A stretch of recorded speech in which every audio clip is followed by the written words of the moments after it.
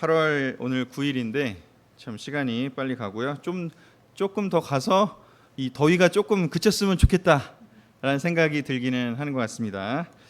자, 우리 오늘은 은혜로 강해지십시오라는 제목으로 같이 나누고 싶습니다. 디모데후서 2장 1절이 오늘의 제가 나누고 싶은 본문인데요.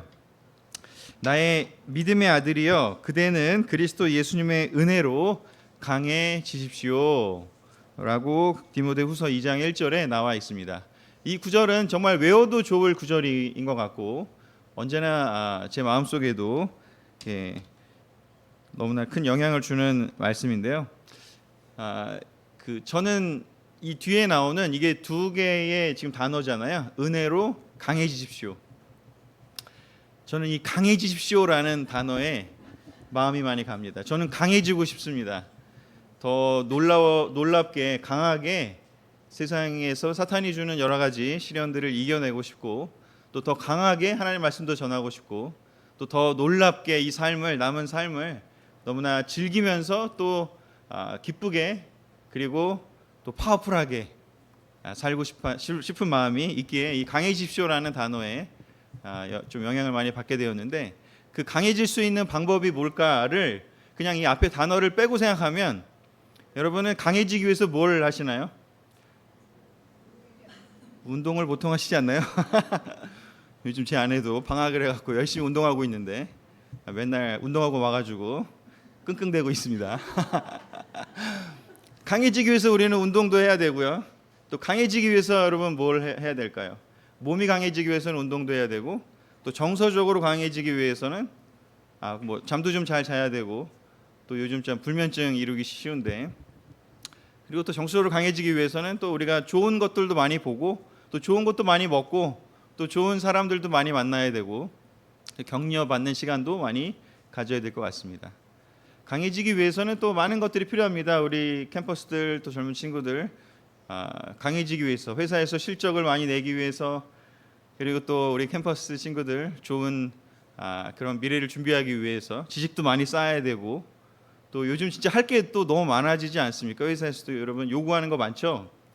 왜 그 영피 친구들 얘기 들어보고 또 하니까는 요즘은 실적을 내는 것뿐이 아니라 AI 활용법을 이렇게 해가지고 회사에 기여할 거를 내라 이런 것도 과제로 내주고 그것도 평가에 들어간다고 하고 다른 그 연령이 많으신 우리 경력이 많이 되신 분들은 또 어떤 그런 것들을 회사에서 요구할지 모르겠지만 좀 강해지기 위해 사람들은 많은 걸 합니다. 그런데 이제 성경은 우리에게 특별히 바울은 우리에게 하나님의 은혜로 강해지라는 이야기를 하고 있습니다. 특별히 이 구절이 왜 디모데후서에 나와 있을까? 이 젊은 다음 세대를 인도할 그 친구 디모데에게 강해질 수 있는 비결을 바울이 알려주고 싶었던 것 같아요. 디모데가 파워풀하게 이제 대를 이어서 바울은 이제 마지막으로 로마에 가서 말씀을 전하고 어쩌면 이제 자기의 마지막 남은 임무를 수행하고 하나님께로 갈 준비를 하는 상황에서 이제 그 젊은 디모데에게 좀 힘을 북돋아주고 싶고 이렇게 지금 이 편지를 쓸 당시에 아마도 에베소 교회를 인도하고 있을 이 젊은 인도자 디모데에게 비결을 알려주고 싶었던 것 같은데 그 비결이 뭐냐면 하나님의 은혜로 강해지라고 합니다. 기술로도 강해질 수 있고 체력으로도 강해질 수 있고 또 많은 능력으로 강해지라고 얘기할 수 있겠지만 사실 그런 것들은 세상에서 요구하지 않습니까? 하지만 바울은 디모데에게 뭐라고 얘기하냐면 하나님의 은혜로 강해지라고 얘기를 하고 있습니다. 그래서 이 우리가 은혜로 강해지는 비결을 우리가 바울처럼 디모데에게 전수했던 바울처럼 우리가 다음 세대에게 우리의 미래인 이 친구들에게 전할 줄 수만 있다면 우리는 희망이 있을 것 같습니다. 그렇지 않습니까? 그래서 오늘 같이 이 말씀을 나누면서 우리 함께 놀라우신 하나님을 찬양했으면 좋겠습니다. 자, 그래서 첫 번째는요, 우리 이미 주신 은혜로 강해지십시오라고 제목을 정했습니다. 이미 주신 하나님의 은혜가 너무나 많이 있습니다. 은혜로 강해지기 위해서는 이미 주신 은혜를 먼저 잘 이해를 해야 되고 또 그것을 통해서 강해질 수 있는 것들을 삶에 적용할 수만 있다면 너무 놀랄 것 같습니다. 그 첫 번째 이미 주신 은혜에 대해서 우리가 한번 이해하기 위해서 디모데전서 6장 6절에서 8절을 같이 좀 보도록 하겠습니다. 같이 한번 읽어볼까요? 시작. 그러나 만족하는 마음으로 경건하게 사는 사람에게 신앙은 큰 유익이 됩니다. 우리가 세상에 아무것도 가지고 오지 않았으므로 아무것도 가지고 가지 못합니다. 우리는 먹을 것과 입을 것이 있으면 그것으로 만족해야 합니다. 아멘. 역시 그 디모데서입니다. 디모데에게 바울은 이야기합니다. 너가 많은 것들을 지금 해야 한다고 생각할 수 있고 그 큰 교회 에베소 교회를 인도하기 위해서 많은 것들을 해야 할 수 있겠지만 이 부분을 기억하라고 얘기를 하고 있습니다. 그것이 뭐냐면 만족하는 마음으로 경건하게 사는 사람에게 신앙이 큰 유익이 있다는 걸 기억하라고 얘기합니다. 우리가 세상에 아무것도 가지고 오지 않았다고, 그리고 또한 아무것도 가져가지 못할 거라고요. 세상에 올 때 우리는 아무것도 없이 응애 하면서 귀엽게 태어났습니다. 그리고 우리가 다시 갈 때 사실 또한 똑같이 아무것도 가져갈 수 없습니다. 이 세상에 가지고 있는 많은 것들, 소유하는 것들은 사실 우리 것이 아닙니다. 잠시 받았다가 잠시 사용하다가 잠시 누리다가 다 놓고 우리는 가야 됩니다. 그러기에 하나님이 이미 주신 것들에 대해서 우리가 만족하는 마음으로 경건하게 살 때 이 크리스찬 삶이 유익이 되고 또 큰 기쁨이 되고 큰 즐거움이 된다고 이야기를 합니다. 우리의 삶에 있어서 하나님께서 주신 것들을 우리가 감사한 마음으로 만족할 줄 아는 마음을 갖는 것에 대해서 이야기를 하고 있습니다. 미국이나 우리나라는 에어컨 보급률이 좀 뛰어난데 유럽은 보니까 굉장히 적더라고요. 영국, 프랑스 보니까 생각보다 많이 적어서 지금 힘들다고 하는데 여러분 집에 에어컨 있으시죠? 혹시 이 더운 여름에 7, 8월이나 이런 때 에어컨 고장 나보신 적 있나요? 있으시군요. 저도 한 몇 년 전에 고장 나본 적이 있는데 진짜 아주 죽을 것 같았습니다.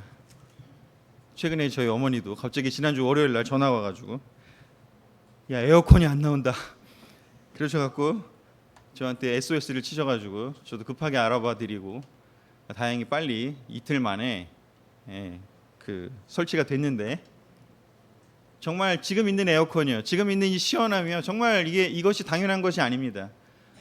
너무나 큰 특혜이고 또 감사한 것이 아닐까 싶습니다.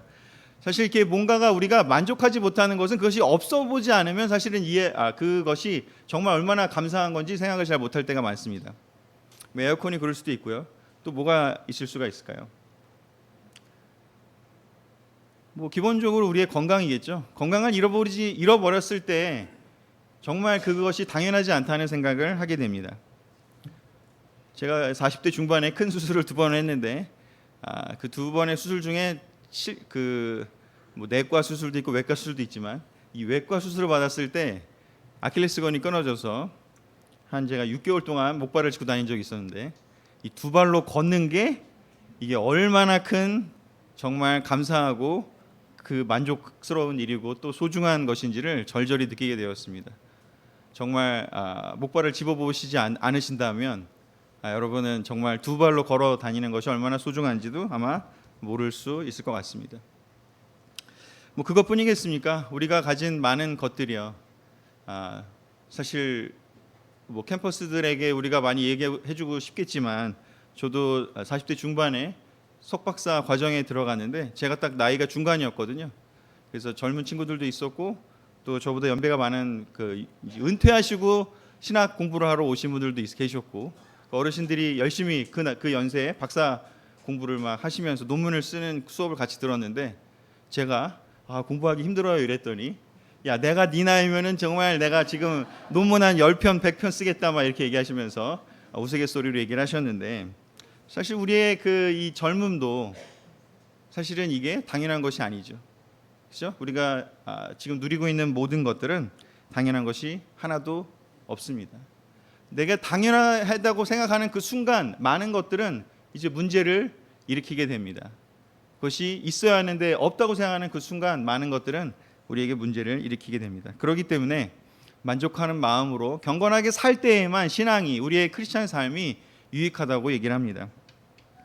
그러기에 우리 다시 한번 우리에게 주어진 그 모든 것들에 대해서 한번 다시 한번 감사하는 마음을 다시 돌아보고 하나님이 이미 주신 그 은혜들을 우리가 정말 소중하게 여기고 감사하게 여기는 우리 모든 크리스찬들이 됐으면 좋겠습니다. 자, 두 번째는요, 로마서 8장 32절에 사실은 가장 크리스찬으로서 가장 소중하고 중요한 것이 바로 이것이겠죠. 자기 아들까지도 아끼지 않으시고 우리 모든 사람을 위해 내어주신 하나님이 어찌 그 아들과 함께 다른 모든 것도 우리에게 아낌없이 주시지 않겠습니까? 하나님께서 우리에게 아들을 허락하셨습니다. 예수님을 보내주셨고 우리가 해결할 수 없는 많은 문제들에 대한 해답을 알려주셨고 또 구약의 그 말씀들을 왜곡해가지고 바리새파 사람들이나 그 당시의 지도자들이 잘못 가르쳤을 때 예수님이 오셔가지고 그것들을 우리가 잘 받아들이고 이해할 수 있도록 잘 지혜롭게 정리해서 다시 알려주셨습니다. 그러기에 우리는 그 말씀을 지금 제대로 이해하고 제대로 깨달고 살아갈 수가 있습니다. 하나님 말씀이 있기에 우리가 얼마나 많은 지혜를 가지고 이 삶을, 이 세상에서 벌어지는 많은 문제들을 우리가 해결하면서 살아갈 수 있겠습니까? 그리고 무엇보다도 우리가 해결할 수 없는 우리가 지었던 그 죄들에 대해서 우리가 해결할 수 있도록 하나님은 자기 아들이신 예수님을 보내셔서 그 문제를 해결하게 해주셨습니다. 우리가 예수님이 아니었다면 정말 우리의 이런 죄책감, 수치심 그런 것들을 어떻게 해결할 수 있었겠습니까? 우리는 그것을 아들을 통해서, 예수님을 통해서 해결이 되었고, 너무나 감사하게도 정말 아까 찬양에도 있었지만 자격이 없는 우리들에게 그 하나님께서 아들을 보내셔서 해결해 주심으로 우리는 새로운 삶을 살 수 있고 또 용서받은 기쁨을 누리며 살 수 있게 되었습니다. 그러기에 이 아들을 주신 것이요, 우리가 뭐 매주 성찬을 기억하고 또 매일매일 아마 각자 큐티하시면서 아마 이 부분에 대해서 늘 감사하고 계시겠지만, 아들을 주신다는 것이요, 우리가 정말 받을 자격이 있어서가 아닌데 정말 우리가 이 예수님을 선물로 받았습니다. 정말 가장 큰 선물을 받은 거죠. 정말 위대하고 놀라운 선물을 받았습니다. 정말 우리가 받고 싶은 선물들이 많이 있을 수 있지만 그 어떤 선물보다 가장 고귀하고 가장 놀라운 선물이 될 것입니다. 그러게 예수님께서 제자들에게 이야기했습니다. 이미 주신 하나님의 은혜를 기억해라라고 얘기를 하면서 그렇게 이방인들처럼 무엇을 먹을까, 무엇을 입을까, 무엇을 마실까 고민하며 살지 말고 하나님이 너희에게 필요한 모든 것을 이미 주셨고 또 그걸 다 알고 계신다는 것을 제자들에게 이야기를 해주셨고, 그리고 그들이 항상 기쁜 삶을 살기를 바랬는데 그 기쁜 삶을 사는 것에 가장 또한 근본이 무엇이냐면 우리의 귀신들이 우리들에게 복종한다고 기뻐하는 것이 아니라 우리의 이름이 하늘에 기록되어 있는 것으로 기뻐하라고 말씀을 해주셨습니다. 귀신들이 복종한다, 그 당시에는 문명이 발달하지 않았기 때문에 뭐 많은 어떤 문제들이든 간에 다 그것들이 그냥 귀신들의 문제로 얘기를 했습니다. 하지만 이제 지금에 있어서는 훨씬 더 많은 것들이 우리에게 알려져 있기 때문에 우리는 다양하게 우리의 문제들을 얘기하지만 귀신들이 복종한다, 즉 우리가 부딪히는 많은 문제들이 해결되는 것에 기뻐하는 것을 얘기를 한다면 우리가 삶에서 부딪히는 많은 문제들을 우리가 해결되고 뭔가가 솔루션이 찾아지고 할 때 기뻐할 수 있겠지만, 하지만 그것은 일이 될 때 기쁘고 또 안 되면 또 짜증나고 또 그리고 그걸 하나 해결한다고 그 다음 일이 안 생기라는 법이 없지 않습니까? 문제는 끊임없이 우리에게 다가오고 있고 한 귀신이 물러가면 또 다른 귀신이 오고 작은 귀신이 왔다가 또 큰 귀신도 오고 끊임없이 우리들에게 다가옵니다. 우리가 예수님의 능력으로, 예수님의 말씀으로 그 귀신들을 복종하게 만들 수 있고 우리가 물리치고 이겨낼 수 있겠지만 그렇게 왔다 갔다 하는 상황 속에서 기뻐하는 것이 아니라 우리의 이름이 하늘에 기록되어 있는 것, 우리의 생명책에 우리의 이름이 기록되어 있는 거죠. 그것이 얼마나 놀랍고 또 얼마나 큰 희생과 얼마나 큰 사랑으로 이루어졌는지를 우리가 기억하는 것이요, 거기서 오는 참된 기쁨을, 정말 이렇게 끊임없이 솟아오르는 그 기쁨을, 그 생명 샘물과도 같은 그 기쁨을 누리라고 이야기를 하고 있고, 그것으로 이미 주신 이 하나님의 은혜로 우리가 기뻐하라고 이야기를 예수님은 해 주셨습니다. 흔들리지 않는 기쁨을 얘기를 해주셨습니다. 그런데 우리가 이렇게 늘 정말 이미 주신 하나님의 은혜를 잘 누리고 살면 좋겠지만 그렇게 안 될 때가 많잖아요. 그렇죠? 요나가 그 박넝쿨 있다가 없어진 거 저는 요즘 그 생각이 많이 들거든요. 또 이렇게 지난주에 그 어머니 집 그것도 같이 이렇게 처리해 드리면서 생각한 것이 정말 이렇게 더운데 우리가 느낄 때 에어컨이 없는 그 시간 정말 살 수가 없는데 나갔다가 들어오면 막 땀이 쩔쩔 나는데 사실은 이게 중동이잖아요. 근데 박넝쿨이 있다가 없어진 거. 옛날에는 저 그게 에이 뭐 이 정도 가지고 뭐 이렇게 막 짜증내 막 이렇게 했잖아요. 막 요나가 막 죽고 싶다 그러잖아요 거기서. 요즘은 이해가 되는 거예요. 지금 상황이 이러니까 요나 생각이 많이 나요. 우리 하나님께서 이미 주신 은혜들이 많은데 그것들을 잘 우리가 정말 깊게 마음속에 이해하고 받아들이고 있지 못하면요, 우리는 이러한 제가 좀 적어온 4가지의 커다란 사탄의 그 족쇄, 사탄의 공격에 우리는 얻어맞아서 이렇게 망가지게 되는데, 그것이 첫 번째 뭐냐면 불평이 생깁니다. 나한테 이게 있어야 되는데 왜 있지 않지? 그 요나가 그랬지 않습니까? 아니 이 박넝쿨 이거 내 건데 이거 왜 하나님 없애요? 사실 하나님 주신 건데. 근데 요나는 그게 없어졌다고, 물론 이해는 되지만 너무 더웠을 거기 때문에 이해는 되지만 하나님이 주신 건데 불평을 했습니다. 우리에게 주신 많은 것들이 있습니다. 우리의 건강, 아까 얘기한 것들, 우리의 젊음, 우리의 뭐 많은 어떤 지적인 능력들, 또 우리가 가지고 있는 이런 좋은 관계들, 또 여러분 또 우리가 먹을 것, 입을 것, 또 잘 곳이 있다는 것들이요. 많은 것들이 있습니다. 하지만 우리는 더 원하는 것들이 또 많이 있죠. 더 나은 삶을 원하고 또 문제를 더 해결하기를 원하고.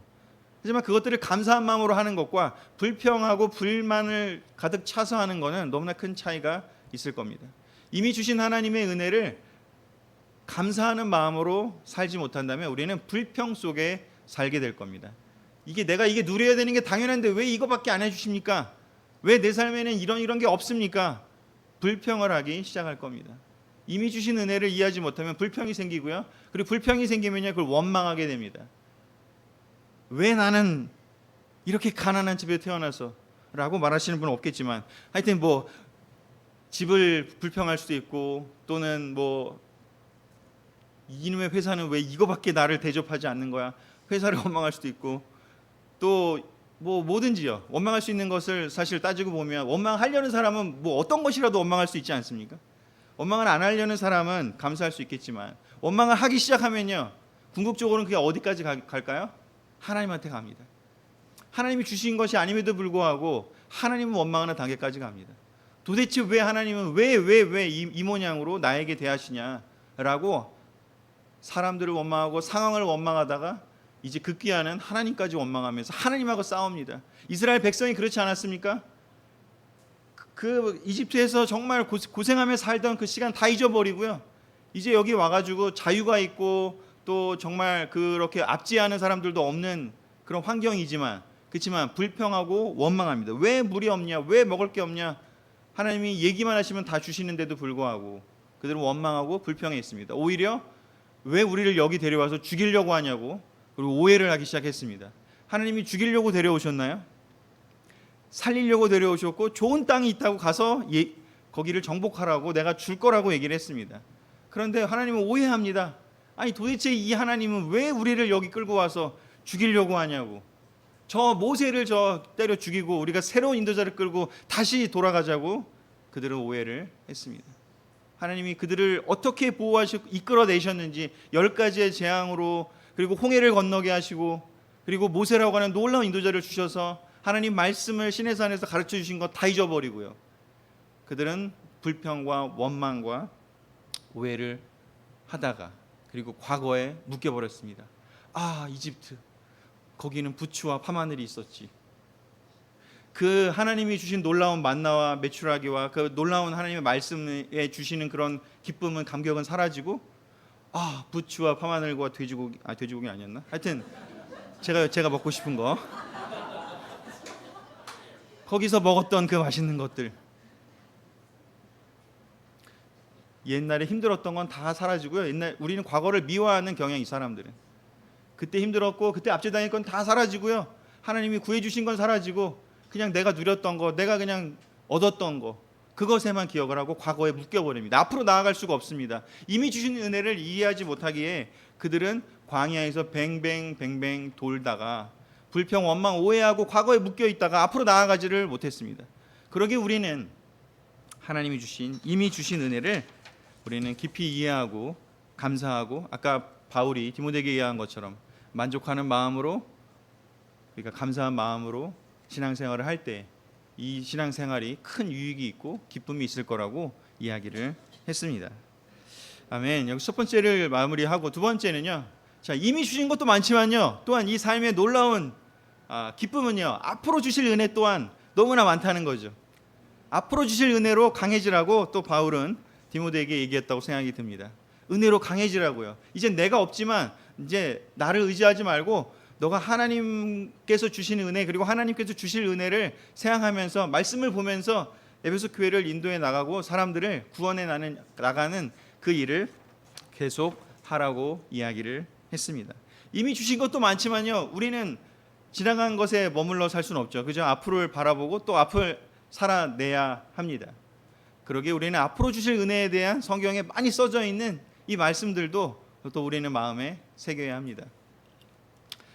이사야 41장 10절에 하나님께서는 그 포로된 백성들에게 앞으로 주실 은혜에 대해서 선포하고 있습니다. 나는 이제 망했다. 이제 여기서 우리는 무너졌다. 여기는 이제 우리는 희망이 없다라고 얘기하던 그 백성들에게 다시 한번 바빌로니아를 떠나서 다시 한번 제2의 출애굽을 하도록 이야기를 하면서 이렇게 얘기를 하십니다. 다 같이 읽어보겠습니다. 시작. 너희는 두려워하지 말아라. 내가 너희와 함께한다. 놀라지 말아라. 나는 너희 하나님이다. 내가 너희를 강하게 하고 도와주며 나의 의로운 손으로 너를 붙들어주겠다. 아멘. 하나님께서 이야기하십니다. 우리는 이미 받은 것도 많지만 그럼에도 불구하고 우리는 살아내야 할 때 많이 부딪히는 어려움과 또 고통과 고난과 또 문제들이 많이 있습니다. 근데 그것들에 대해서요, 이미 주신 것도 많지만 하나님은 계속해서 우리와 함께 하시면서 한 명 한 명의 당신의 백성들에게 함께 하시면서 그들을 강하게 해주고 도와줄 거고 의로운 오른손으로 붙들어 주겠다고 약속을 하셨습니다. 이것을 믿으셔야 합니다. 개인적으로 개별적으로 한 명 한 명을 하나님은 의로운 오른손으로 하나님은 강하게 그들을 붙들어 줄 거라고 이야기를 했습니다. 여러분이 앞으로 겪을 일들이 무엇이 있을지 각자의 삶마다 아마 다를 겁니다. 뭐 건강의 문제일 수도 있고, 승진을 해야 될 수도 있고, 또 사업을 더 잘 이끌어 가셔야 될 수도 있고, 또 많은 어떤 문제들이 있을지도 모르겠습니다. 커리어를 만들어가는 것, 또 자녀를 잘 양육하는 것, 또 여러 사람들을 잘 돕는 것, 모든 것들이 있을지 모르겠습니다. 근데 그때요, 우리의 힘으로 하는 것이 아니라 하나님의 능력이 우리와 함께 한다고 했는데, 이걸 믿으시고 하나님이 주시고자 하는 그 능력을 받으려고 우리가 마음을 열어야 됩니다. 받을 준비가 안 되는 사람에게 하나님은 주고 싶은데 줄 수가 없습니다. 아니, 안 받겠다는데 어떻게 줍니까? 난 안 받을 거야 이러고, 난 내 힘으로 할 거야 이런 사람에게 하나님이 어떻게 하나님의 능력을, 하나님의 지혜를, 하나님의 파워를 주실 수 있겠습니까? 하나님께 받을 준비를 하는 사람에게 줄 겁니다. 우리에게 많은 두려워하는 일들이 벌어지겠지만 하나님께서 함께 하시고 하나님께서 강하게 하시고 하나님께서 도와주시는데 해결하지 못할 일은 없을 것입니다. 그러기에 우리는 앞으로 주실 하나님의 은혜를 붙들어야 합니다. 두 번째로 이사야 42장 6절 7절에는 또 이렇게 얘기를 하고 계십니다. 나 여호와가 의의를 나타내려고 너를 불렀으니 내가 너를 보호하고 지킬 것이며 너를 통해 내 백성과 새로운 계약을 맺고 너를 세워 이방 민족들의 빛이 되게 하겠다. 내가 소경의 눈을 뜨게 하고 캄캄한 감옥에 갇혀 있는 자들을 끌어내어 자유롭게 할 것이다. 아멘.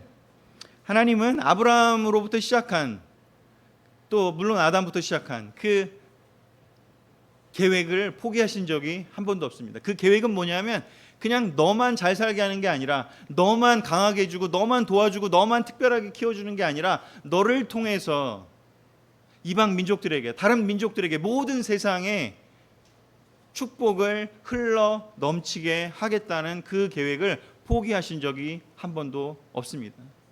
이스라엘 백성들 이집트에 끌어내서 그들에게 놀라운 민족을 세워서 그 민족이 하나의 모범이 되고 본이 되어서 온 세상 나라들에게 영향을 주기를 바라셨습니다. 그런데 왜 이스라엘이 실패했을까요? 그들은 그들을 통해서 이방 민족들에게 그리고 온 세상에게 빛이 되게 하고자 했던 그 하나님의 약속을 바라보지 않고요. 나만, 우리 민족만, 우리만, 나만 잘 살 거야. 나는 잘 살아야 돼. 내 것만 챙기는 상황으로 바뀌었습니다. 그랬을 때 온갖 우상을 갖다 끌어들여서 자기가 성공하고 자기가 잘 살 수 있는 것들을 위해서 해주겠다고 약속하는 모든 그런 것들은 그것이 무엇이 되었건 바알이 되었던 아세라가 되었던 몰렉신이 되었건 뭐가 되었건 그들을 축복해 주겠다고만 얘기하는 것들에 대해서 다 끌어들였습니다. 하나님으로 부족하다. 나를 더 잘되게 해주는 것은 내가 더 가져와야겠다. 하나님은 나를 더 잘되게 해주는 것 같지 않아. 그러면서 다른 것들을 다 끄집어 드렸습니다. 결국 그랬기에 하나님께서는 그들을 심판하실 수밖에 없었던 것이죠.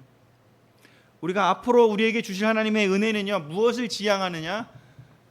여러분들을 통해서, 당신의 백성들을 통해서 주위에 있는 이방 사람들에게, 하나님을 모르는 사람들에게 빛이 되게 하시고자 하는 그 하나님의 크신 계획의 일부로서 우리를 부르셨고 우리에게 힘을 주시고자 합니다.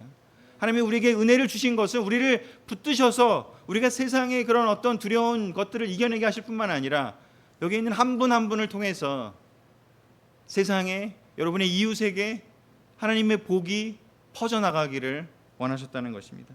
여러분을 사용하셔서 하나님은 누군가를 위로하고 싶으시고, 하나님은 아까 보여드렸던 우리가 이미 받은 은혜를 아직 못 받은 그 사람들에게도 주고 싶어 하십니다. 예수 그리스도를 주셨다는 것을 사람들에게 알리고 싶어 하시고요. 그리고 하나님과 함께 한다면 평탄한 삶은 아니고 항상 행복하고 항상 기쁘고 아무 문제도 없는 삶은 아니겠지만, 그렇지만 어떤 문제든지 궁극적인 시각으로 해결해 나아가고 또 어떤 것이 해결이 안 되더라도 그것을 견디고 인내할 수 있는 힘을 주실 거라는 그것을 알기를 원하셨습니다. 다른 사람들에게도 전하기를 원하셨습니다. 우리가 받은 것으로 우리가 끝나는 것이 아니라 그것이 계속해서 흘러 넘치고 나가도록 우리를 부르신 것입니다. 앞으로 주실 은혜에 이렇게 하나님의 계획이 포함되어 있습니다. 여러분, 하나님께서 주실 은혜를 받으시기를 원하신다면 이 하나님의 계획에 여러분이 포함되어 있음을 결코 잊어버리지 마시기를 부탁드립니다. 여러분을 통해서 여러분의 이웃을, 여러분이 만나는 그 한 명 한 명 누가 될지 모르지만 그 사람들에게 빛이 될 것이고요, 하나님의 놀라운 그런 사랑과 하나님의 계심과 또 하나님이 이 세상을 창조하신 그 원리들을 전하기를 원하신다는 것입니다.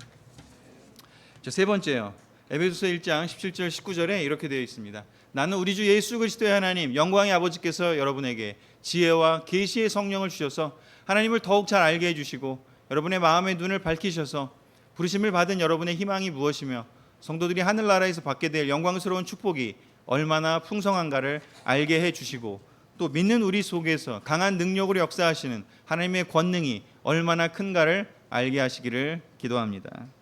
아멘. 자, 세 번째는요, 궁극적으로 우리에게 하나님이 앞으로 주실 은혜 중에 가장 놀라운 것은 무엇이냐면 우리가 하나님을 더욱 잘 알게 된다는 겁니다. 지금까지 안 하나님은요, 우리가 앞으로 알게 될 하나님에 비해서 아주 미미할 수 있습니다. 왜냐하면 하나님은 너무나 크신 분이고 너무나 방대하신 분이고 그분의 지혜와 그분의 계시와 그분의 사랑과 그분의 은혜가 얼마나 큰지요, 우리는 아직 이미 우리가 받은 은혜로는 너무나 미미합니다. 하나님이 온 우주를 창조하신 분이고요, 온 우주 그 너머에 계신 분이고요, 하나님의 성품은 우리가 지금까지 경험한 것보다 훨씬 더 우리는 알아야 될 것이 많습니다. 그래서 우리의 마음의 눈을 밝히셔서 우리가 부름받은 이 희망이 우리의 80년, 100년 사는 인생으로는 깨달을 수 없는 그 하나님을요, 우리는 영원이라고 하는 영원으로 표현된 그 앞으로 더 주실 우리의 인생, 이 세상을 넘어서서 그 너머 세상에까지 포함해서 영원으로 포함되는 그 시간대에 우리는 하나님을 더욱더 알아가게 될 것이고요, 더욱더 깊이 이해하게 될 것이고요, 또 그분과 함께 누리게 될 것이고요, 또 그분과 함께 우리는 놀라운 깨달음을 얻게 될 것이고 희망이 무엇인지를 알게 될 것이고 기쁨이 지금보다 누렸던 것보다 100만 배, 1000만 배 말도 안 되는 수준으로 우리는 그 기쁨을 경험하게 될 것입니다. 그러기에 이 삶이 앞으로 우리가 받게 되는 이 하나님께서 주실 은혜가 얼마나 큰지요. 하나님 그것을 이해하지 못하면요 우리는 엉뚱한 길로 갈 수밖에 없습니다. 우리에게 주실 영광스러운 축복이 얼마나 풍성한가를요 이 바울이 이렇게 얘기하는 거죠. 정말 이 바울이 정말 어떤 마음으로 이 이야기를 했을까 한번 상상을 해보시기를 부탁을 드립니다. 하나님께서 앞으로 주실 이런 놀라운 크게 제 카테고리 3가지로 말씀을 드렸는데 여러분 개인적으로 붙들어 주실 거고 또 여러분을 통해 축복하실 거고 그리고 하나님의 놀라우신 그런 존재 자체 거기서 흘러나오는 많은 것들을 우리가 알게 될 거라고 얘기했지만 그런 것들을 이해하지 못하게 된다면 그런 것들을 바라보지 못하면요 우리는 어디로 가게 되냐 하면 이방인들이 하는 것처럼 세상 사람들이 하는 것처럼요 이 인생 요기 자체에 머무르게 될 것이고요. 거기에서 뭐밖에 남는 게 없을까요? 결국은 자기를 자랑하려는 것밖에 남을 게 없을 겁니다. 내가 이만큼 성공했다. 내가 이만큼 부유하다. 내가 이만큼 누리고 있다. 내가 이만큼 잘하고 있다라는 것을 드러내는 것이요. 세상 사람들 이 재미로 사는 거 아닙니까? 이렇게 하려고 그렇게 애를 쓰면서 열심히 돈 벌고 열심히 성공하려고 하는 거 아닙니까? 하나님이 주실 은혜에 대해서 기대가 없기 때문에 자기가 만들어내는 것으로 살아가야 되는 사람들이기 때문인 것이죠. 그리고 또한 하나님의 주실 은혜를 기대하는 사람들은요 하나님을 바라보지만 그렇지 않은 사람들은요 주위의 사람들이 나를 어떻게 보는지가 너무나 관심이 커집니다. 하나님이 없기에 저 사람이 나를 어떻게 생각할까? 저 사람이 어떻게 나를 생각할까? 이 회사가 나를 어떻게 생각할까? 이 고용시장에서 나를 어떻게 생각할까? 교회에서는 또 나를 어떻게 생각할까? 저 형제는 저 자매는 그런 게 무슨 의미가 있겠습니까? 인정 욕구에 시달리면서 하는 것이요. 하나님의 주실 은혜를 바라보지 못할 때 우리는 사람들의 인정을 갈구하는 존재로 떨어지게 됩니다. 그리고요 세상 욕심이 생기게 됩니다. 더 가지고 싶고 더 누리고 싶고 더로 계속 갈 수밖에 없을 겁니다. 정말 놀라운 하나님께서 주시는 그 영원한 가치들이 아니라 정말 썩어 없어질 것들에 어차피 다 가져가지도 못할 것들을 채우고 그것들을 남기기 위해서 세상 욕심에 우리는 쓰러지게 될 겁니다. 그리고요 궁극적으로는 육체의 욕심이요 그런 것도 다 필요 없어요. 하지만 내 몸이 즐거운 것만 하겠다. 내 몸 편한 거 하겠다. 그냥 좀 일하다가 돈 남으면 또 가서 그냥 휴가 즐기고 놀고 또 좀 하다가 또 좀 돈 생기면 또 가 놀고 어찌됐건 그냥 내 기쁨, 내 몸의 필요, 내 몸의 그냥 즐거움 그것만을 위해서 살겠다. 그것이 성적인 것이 되었던 아니면 몸적인 것이 되었던 그냥 그것만을 사람들은 추구하며 살다가 끝날 것입니다. 왜냐? 그냥 이 세상이 전부니까 여기서 사는 동안 고통을 좀 줄여야 되니까. 하지만 앞으로 주실 하나님의 은혜는요 영원한 가치 속에 존재하는 것들입니다. 영원히 없습니다. 하나님이 없습니다. 그렇게 되면 이 육체적인 정욕에 그냥 시달리다가 그 필요를 채우다가 우리는 그냥 끝나버릴 것입니다. 오히려 육체의 정욕을 넘어서서 우리 육체를 오히려 다스리고 우리가 육체를 물론 건강하게도 해야 되고 또 휴식도 취해야 되고 하지만 그걸 사용해서 하나님이 계획하시는 그 놀라운 일들 하는데 사용되는 그 기쁨을 그 놀라운 꿈을 그 놀라운 가치를 잃어버릴 수밖에 없게 될 것입니다. 그러기에 우리는 앞으로 주실 하나님의 은혜를 이해하는 삶을 살아야 합니다. 안 그러면 우리는 크리스찬이라 하더라도 금방 세상으로 사탄이 계속해서 우리를 다시 원복시키려고 끊임없이 우리에게 던질 겁니다. 그 싸움에서 이기기 위해서는 앞으로 주실 하나님의 은혜를 우리는 바라고 또 간구하고 또 기뻐하고 또 하나님께서 그것을 주실 것이기에 그것을 구해야 할 것입니다. 에베소서 4장 21절 마지막 구절입니다. 같이 한번 읽어보고 마무리하도록 하겠습니다. 시작. 여러분이 정말 예수님에 대해서 듣고 그분 안에 있는 진리대로 가르침을 받았다면 옛날의 생활 방식, 곧 거짓된 욕망으로 부패해가는 옛사람을 벗어버리고 마음과 정신이 새롭게 되어 하나님의 모습대로 의와 진리의 거룩함으로 창조된 새 사람이 되십시오. 아멘. 하나님이 우리에게 많은 은혜를 주셨는데요. 사람들은 그 하나님의 은혜를 저버리고요. 나 그냥 하나님 주신 거 필요 없고요. 나는 내가 원하는 것대로 할게요. 라고 세상을 떠났습니다. 우리는 그러한 세상 속에 있었습니다. 그렇지만 그러한 거짓된 욕망으로 부패해가는 삶이 바로 그런 삶이었는데, 사탄이 꿰어내는 그 삶이 그 사람이었는데, 우리는 그 삶에서 벗어나서 마음과 정신이 새롭게 되어서 하나님이 주신 은혜를 이해하게 되고 또 앞으로 주실 은혜를 기대하며 사는 사람들이 되었습니다. 그렇게 우리는 그 은혜를 갈구하며 또 추구하며 살다 보면, 또 그것을 감사함으로 누리며 살다 보면, 우리는 언젠가 하나님이 애초에 창세기에서 이야기하신 것처럼 하나님을 닮은 형상대로 만들었다고 이야기하신 그 모습대로, 하나님의 모습대로, 또 하나님이 사람을 창조하실 때 계획하셨던 의와 진리의 거룩함으로 인간을 창조하신 그 계획대로 우리는 새롭게 끊임없이 변화되어 갈 것입니다. 그것을 끊임없이 하나님께서 하실 겁니다. 우리가 애써도 되는 게 아니라 우리가 그 은혜 아래 거하기만 한다면, 그 은혜를 감사함으로 받아들이고 또 앞으로 주실 은혜를 기대하는 그 믿음을 갖고 살기만 한다면, 하나님이 이렇게 새로운 사람으로 우리를 트랜스포메이션, 만들어 가실 것입니다. 아브라함이 그랬고, 요셉이 그랬고, 또 다윗이 그랬고, 또 베드로가 그랬고, 바울이 그랬습니다.